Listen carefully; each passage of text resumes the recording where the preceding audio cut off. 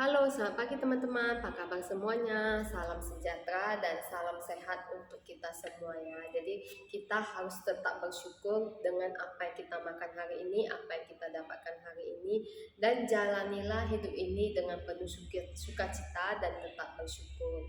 Jadi jangan dijadikan beban pikiran, jalani aja nanti kalau kita tetap bersyukur dan penuh sukacita, kita akan selalu bahagia ya teman-teman. Nah teman-teman, saya mohon maaf sebelumnya karena sudah 2 bulan ya teman-teman saya tidak sharing video berdasarkan kebanyakan karena videonya yang saya buat ini berdasarkan pengalaman saya ya. Jadi saya mohon maaf juga kepada teman-teman, saya sudah lama tidak sharing-sharing ya. Nah kali ini saya masih diberi kesempatan untuk berbagi kepada teman-teman karena udah 2 bulan ini saya kondisi badannya kurang fit. Nah kali ini saya mau sharing-sharing tentang yang judulnya itu tentang manfaat BPJS Kesehatan bagi lansia. Sebenarnya bukan dikhususkan untuk lansia ya, jadi itu untuk seluruh masyarakat Indonesia. Nah jadi itu kebetulan karena kemarin saya bawa berobat ibu saya yang usianya udah 65 tahun, makanya saya buat judulnya seperti itu. Mohon maaf kepada ibu saya ya karena saya buat judulnya itu lansia gitu. Jadi bukan bilang orang tua kita lansia, kadang kan orang tua kan nggak mau dipanggil lansia ya gitu ya. Jadi mohon maaf kepada ibu saya ya. Oke, terima kasih pada teman-teman. Nah sebelum ke sana saya mau menjelaskan sedikit tentang video saya sebelumnya, itu judulnya tentang bagaimana cara pindah Vaskes lewat online ya. Itu kan di sana banyak teman-teman yang tanya apakah bisa pindah rumah sakit atau dan ada yang juga tanya apakah eh, apa kemarin tanya kalau nggak salah bisa nggak pindahnya satu keluarga atau satu kakak lewat satu email. Nah di sini saya jawab ya teman-teman, itu maksudnya itu pindah Vaskes itu bukan pindah rumah sakit ya teman-teman. Jadi Vaskes itu klinik yang ditujukan oleh BPJS kepada kita. Nah jadi kita itu pindah kliniknya itu misalnya kemarin kita Vaskesnya jauh di sana tuh, jadi sekarang kita udah tinggal di sini. Jadi kita bisa pindahkan Vaskes kita yang jauh itu ke tempat yang dekat dengan dengan rumah kita gitu ya. Jadi mempermudah kita. Jadi mempermudah karena kan kalau kita jauh kali kan kita bebas hem apa makan waktu sama makan tenaga ya. Jadi kalau kita dekat kan kita waktunya tidak makan waktu, terus tidak makan biaya dan segi hal ongkos ya gitu ya, ongkos atau eh, biaya biaya minyak lah ya, minyak Honda atau minyak mobil gitulah ya. Jadi kita lebih hemat waktu, hemat biaya, hemat tenaga gitu ya. Jadi gak usah jauh-jauh, jadi kita pindah ke tempat yang dekat dengan rumah kita. Nah untuk yang apakah bisa pindah satu keluarga dengan menggunakan satu email, bisa pindah satu keluarga, bisa ya teman-teman. Jadi saya itu juga pindahnya itu satu kakak. Jadi saya kan masukin nomor BPJS saya, habis itu nanti itu muncul tuh semuanya, satu kakak itu muncul. Jadi kalau Anda mau pindahkan semua juga bisa. Terus teman-teman itu nanti kalau sudah kita daftarkan lewat online, itu kita bisa pindah dalam jangka waktu 1 bulan. 1 bulan baru bisa kita pindah ke yang kita klinik atau vaskes yang kita pilih ya teman-teman, 1 bulan. Sesudah itu misalnya kita nanti ke vaskes yang kita pilih itu, nanti itu ada prosedurnya lagi. Jadi nanti teman-teman akan diarahkan sama atau dibantu sama perawat yang di vaskes itu. Jadi mereka akan proses lagi untuk daftar online-nya gitu ya teman-teman. Jadi itu salah satu keunggulan adanya mobile JKN. Jadi kita mau pindah vaskes itu lebih mudah gitu ya. Jadi kita nggak usah kesana kemari untuk mengurus perpindahannya. Begitu ya teman-teman. Oke, langsung saja kita yang ke selanjutnya, manfaat BPJS kesehatan bagi lansia. Nah, itu ceritanya kemarin itu kan ibu saya itu kan sudah 65 tahun. Jadi dia ada sakitnya itu diabetes sama kolesterol sama asam lambung. Jadi selama ini kan sebelum pakai BPJS itu ibu saya itu tiap bulan itu harus mengeluarkan biaya untuk makan obat diabetesnya itu 500.000. Terus kalau untuk obat kolesterolnya itu kalau nggak salah 100.000 ya teman-teman. Jadi makin berjalan kayaknya termasuk berat juga ya untuk biaya itu 500.000. Jadi dipikir-pikir kami kita pakai aja layanan BPJS ini ya, program yang BPJS ini. Jadi saya bawa ibu saya ke Vaskes BPJS, terus saya ke sana langsung, kita kan antri, kita sebelum bertemu dokter ya. Jadi sesudah bertemu dokter langsung saya tunjukkan obat-obat apa saja yang dimakan oleh dokter ibu saya ya. Jadi ibu saya itu ada penyakit sakit diabetes, ini dok, ini obat-obatnya yang dikonsumsi selama ini. Jadi kami itu mau rujuk mau berobat ke dokter spesialis penyakit dalam supaya bisa ngambil obat dan konsultasi kan, dikontrol. Terus nanti dokter itu akan mengarahkan kita untuk pilih rumah sakit mana yang kita pilih. Nah, kemarin kalau kami di sini Pekanbaru ada kalau nggak salah rumah sakit mana ya yang tipe B katanya ya. Jadi salah satunya yang saya pilih itu rumah sakit Safira. Nah, terus sesudah itu nanti akan dibuat surat rujukan seperti ini ya. Surat rujukannya seperti ini. Nah, surat rujukannya seperti ini teman-teman. Nah, ini surat rujukan. Ini surat rujukan dari pihak BPJS. Nanti ini kita bawa ke rumah sakit yang kita yang kita ajukan, yang kita pilih lah ya. Nah, ini berlakunya untuk 3 kali pengobatan, 3 kali konsultasi atau 3 kali ambil obat ya. Nah, ada juga hal-hal yang disampaikan sama dokter yang di Vaskes itu, bahwa kalau kita berobat itu, ini kan yang tiap bulan harus konsumsi obat. Kalau diabetes itu kan tidak boleh putus obat gitu ya. Jadi kita itu katanya diusahakan harus konsisten dan disiplin. Kalau misalnya itu kan obatnya itu kan diberi itu 1 bulan. Jadi kalau itu dari pihak dokter itu udah dihitung nih, ini obatnya untuk 1 bulan. Jadi nanti akan dikasih tahu tanggal berapa lagi kita akan konsultasi ke dokter dan ambil obat. Misalnya untuk hari ini, bulan ini lah ya, tanggal 10 kita ambil obatnya. Terus ada dikasih petunjuk atau dikasih tahu nanti bulan depan tanggal 10 kita harus datang lagi. Jadi teman-teman bulan depan harus disiplin datang lagi di tanggal yang sama. Jadi jangan ada bolong-bolong makan obatnya, karena kalau kita bolong-bolong atau gimana ya, makan nggak makan, itu kan kesalahannya di diri kita sendiri. Karena obat diabetes ini harus konsisten makannya, jangan ada yang bolong-bolong, jangan ada yang putus-putus gitu ya teman-teman. Jadi diusahakan kita disiplin makan obat.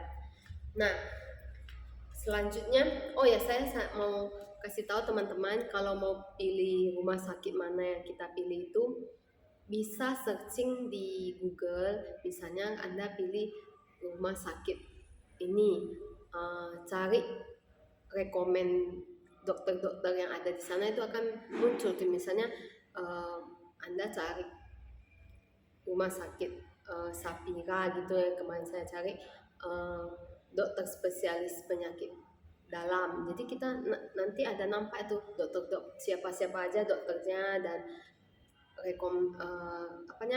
jam terbangnya bagaimana, kan kita bisa lihat di sana. Terus sebenarnya itu jodoh-jodoh juga lah ya kalau dokter itu ya, menurut saya ya. Menurut Anda saya tidak tahu. Jadi kita bersyukur aja dan berdoa semoga kita diberi kesehatan aja lah ya. Intinya itulah ya teman-teman. Jadi selanjutnya itu kalau sudah dikasih yang surat yang tadi saya bilang itu, yang surat rujukan yang ini, langsung kita bawa ke rumah sakit yang kita pilih itu. Ini kita bawa ke bagian pendaftaran. Nah, nanti kita didaftar di sana ya teman-teman. Nah, kalau di klinik rumah sakit yang kita pilih itu, rumah sakit Safira itu, dia ada salah satu kayak mesin ATM gitu. Itu untuk mengambil nomor antrian.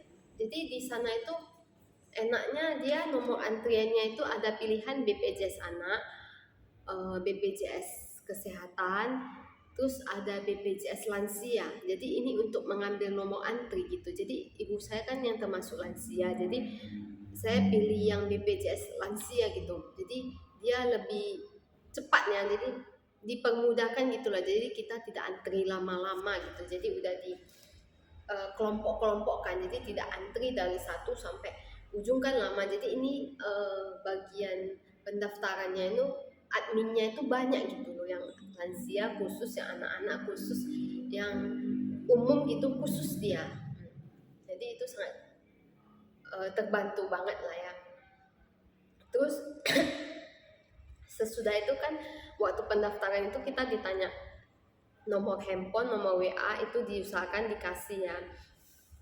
Karena selanjutnya itu kan kemarin itu kami berobat giginya yang waktu pertama kali perobatan itu kami berangkatnya dari rumah jam 9. Jadi sampai sana setengah 10 kami dapat nomor antrian 54 karena dokternya itu masuknya jam 10 ya. Jadi itu kita daftar aja jam 9, setengah 10 itu kami sudah dapat nomor antrian 54. Terakhir jumlah pasiennya itu ada 100 lebih ya. Dan kemarin itu termasuk cepat dokternya untuk konsultasi, itu jam 11 kami sudah selesai. Terus sesudah itu kita diarahkan untuk mengambil obat untuk ibu saya, obat diabetes itu memang dikasih 1 bulan. Itu jam 2 kami sudah pulang dari rumah sakit ya. Sudah pulang dari rumah sakit, itu termasuk cepat ya. Sesudah itu mereka akan memberi ini, maaf ya teman-teman, ini surat pengobatan selanjutnya. Ini surat pengobatan selanjutnya, ini ditulis resume medis rawat jalan. Ini pengobatan selanjutnya untuk pengobatan bulan depan gitu ya. Nah, di sini dia ada tulis evaluasi lanjutan kondisi belum stabil. Nah, di sini ada tulis kontor ke rumah sakit poliklinik penyakit dalam tanggal 13 bulan 3 2023. Jadi nanti ada dikasih seperti ini untuk kita rujuk kembali untuk konsultasi kembali bulan depan dan pengambilan obatnya. Nah, terus sesudah sampai ke rumah itu kan tadi saya ada bilang kalau bisa teman-teman kasih nomor WA atau nomor handphone. Nah, sesudah sampai ke rumah itu langsung mereka WA kembali, dikirimkan kembali surat ini resume rawat jalannya dalam bentuk dalam bentuk komputerisasi lah ya, dalam bentuk apa itu namanya, hard copy gitulah ya. Mungkin salah saya ngomong, pokoknya kayak gitulah ya, dikirim by WA juga. Nah, terus nanti kita diarahkan ke pendaftaran itu, dikasih link lagi, link WA, nanti kita daftarnya di mana. Terus itu pendaftarannya H-2 sebelum kita ke sana. Kan kemarin yang tadi itu tanggal 13 bulan 3. Jadi 2 hari sebelum tanggal 13 itu kita daftar.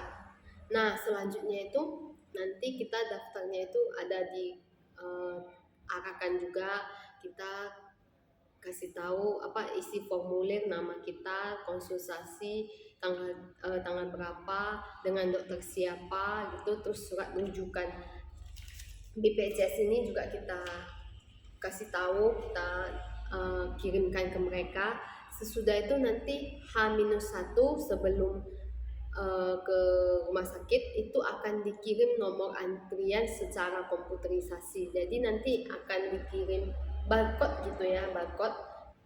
Yang punya ibu saya itu kemarin yang pertama kali itu saya, berarti yang untuk kedua kali, yang pertama saya daftarnya ke sana ke rumah sakit langsung. Yang kedua kali itu saya daftarnya lewat by WA, itu saya kirim jadi H-1 saya dapat nomor antrian 12. Nah, nanti itu yang untuk barcode itu saya ke sana lagi keesokan harinya, itu ada satu mesin kayak ATM juga, itu namanya mesin APM. Nah, di sana itu kita scan barcode yang dikirim itu untuk mengambil nomor antrian gitu ya. Jadi itu salah satu kelebihan atau keunggulan dari BPJS kesehatan untuk lansia. Jadi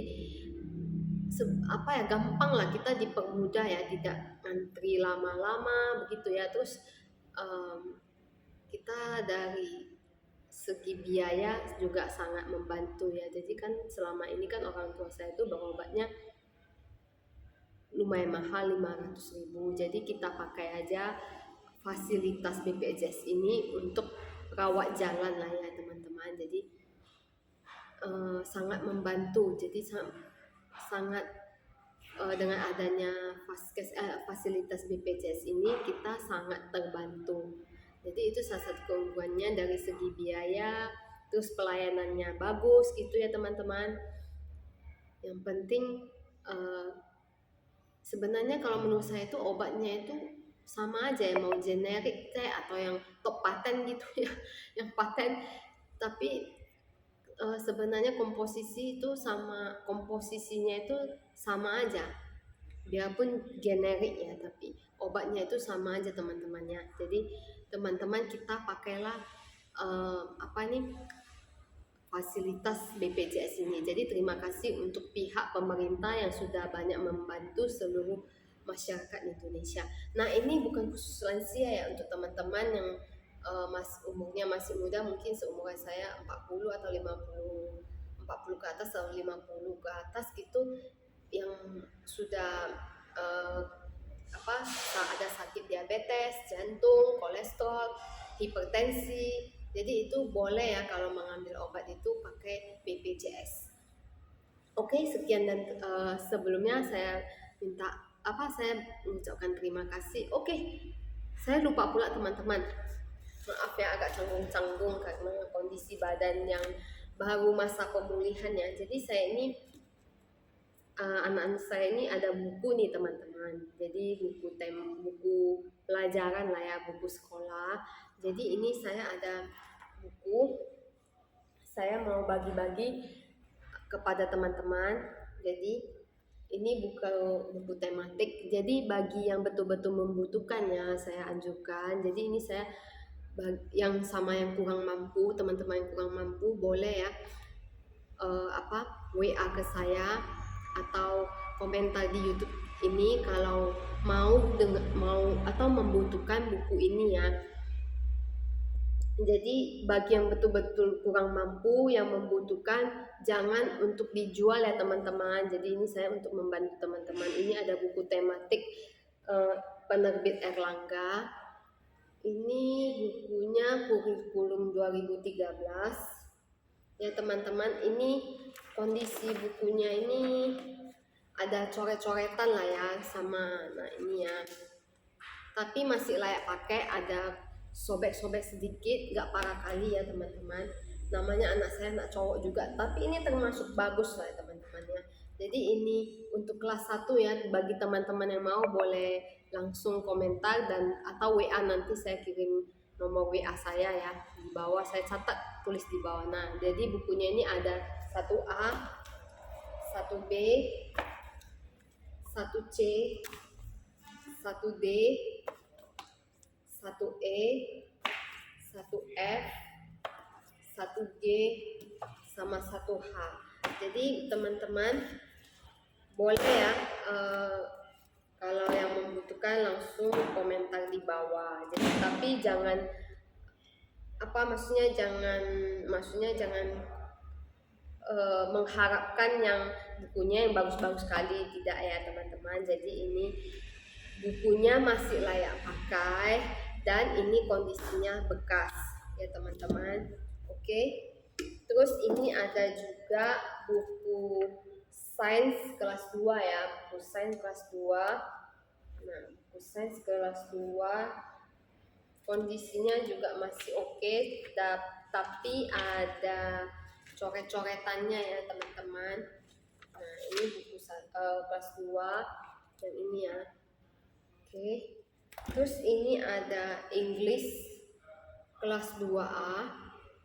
Kelas 2A yang My Pulse. Ini English workbook My Pulse. Terus ini buku textboxnya, pupil box My Pulse juga yang kelas 2 yang edisi A. Terus ini ada max-nya. Oke, saya tidak baca satu persatu ya, tapi teman-teman lihat aja. Bagi yang butuh boleh WA.